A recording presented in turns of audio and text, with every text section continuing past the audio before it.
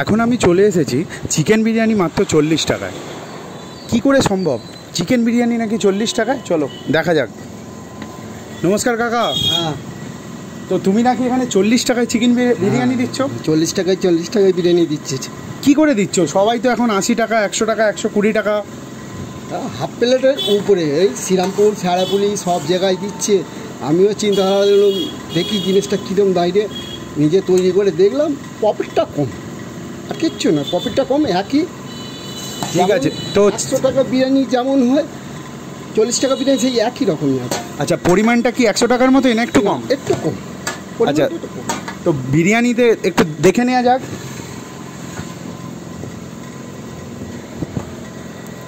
তো বিরিয়ানিটা দেখছি এখানে, এই যে চিকেন কি এক পিস পড়ে আছে নাকি? চিকেন ভেতরে আছে। আচ্ছা, চিকেন আরও আছে। এটা কি চালের বিরিয়ানি? এইটা নাপিস। হ্যাঁ, কি চাল? নাপিস। আচ্ছা আচ্ছা।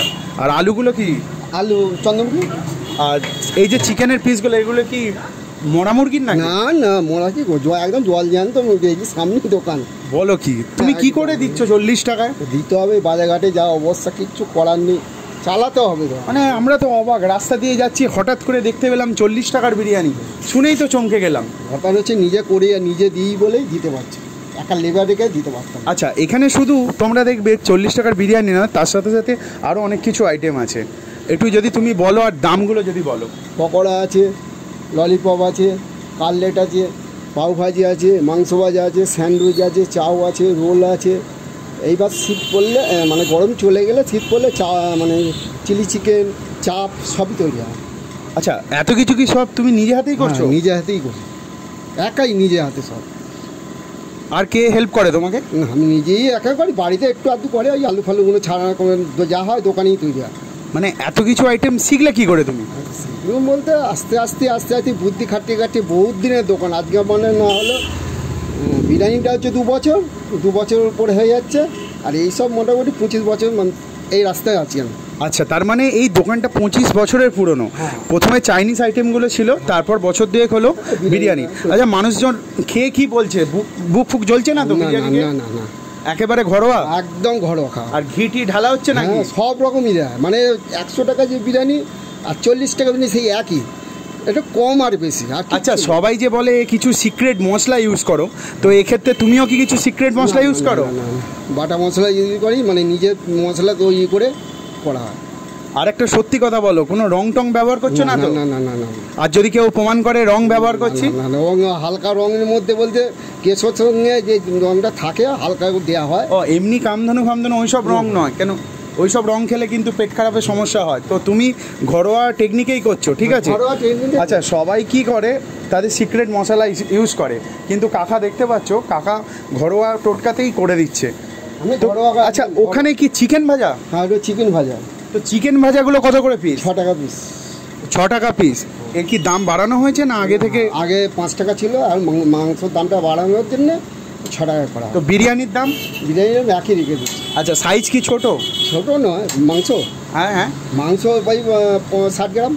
ও, 60 গ্রাম করে দেওয়া হচ্ছে? 50 থেকে 60 গ্রাম। আচ্ছা, ঠিক আছে, চলো তাহলে এগিয়ে এসে একটু দেখাও চিকেন। এটা হচ্ছে চিকেন লেগ পিস, ললিপপ। আচ্ছা, এই একটা দিয়ে তুমি চিকেন বিরিয়ানি 40 টাকায় দাও, আগে খেয়ে দেখি, তারপর বাকিগুলো দেখবো। ঠিক আছে। আমরা চলে গিয়েছিলাম সন্ধ্যার টাইমে, সেই জন্য ভিড় অনেকটাই কম ছিল। আর আমরা চট করে কাকাকে বললাম আমাদের জন্য এক প্লেট বিরিয়ানি রেডি করতে। এবার তোমাদের কাছে শেয়ার করব যে বিরিয়ানিটা কেমন ছিল।